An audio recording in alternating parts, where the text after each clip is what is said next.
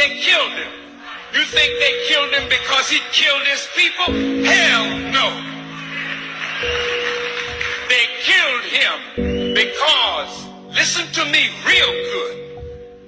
You touched my nerve with that question. Did you know that in Libya, nobody's homeless? Listen, everybody in Libya has either a home or an apartment. They call it a flat. Did you know education in Libya is free? From kindergarten through college? And did you know that if a Libyan wanted to come to America to be educated, the government in Libya paid for their education? Did you know that?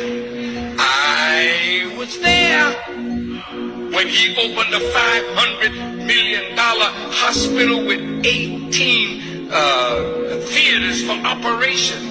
I was there, and we went when he was making their own medicines. See? This was a man that gave free medical attention to all the citizens of Libya. And if Libya did not offer that kind of medical attention, they could fly anywhere in the world and get it. And the Libyan government would pay for it. Did you know that? No, you didn't. Did you know that from the oil money, every Libyan citizen got a stipend every year? And did you know that that man had no debt?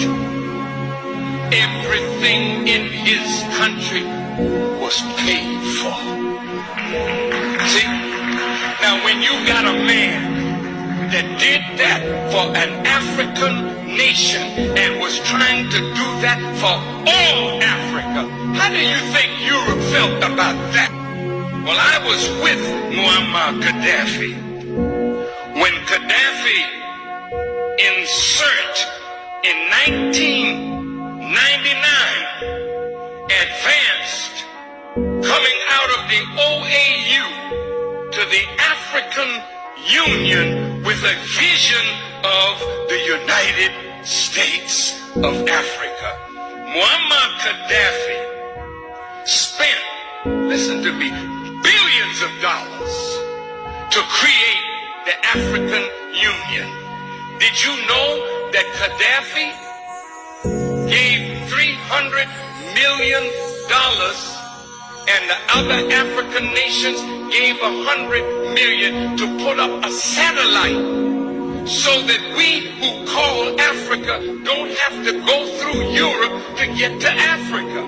And Europe was getting $500 million a year just by our telephone calls to the continent. Now we can call directly to Africa, and that $500 million is in the hand of African people. Did you know that Muammar Gaddafi was setting up an African development bank with $70 billion in the African Development Bank from Libyan oil money?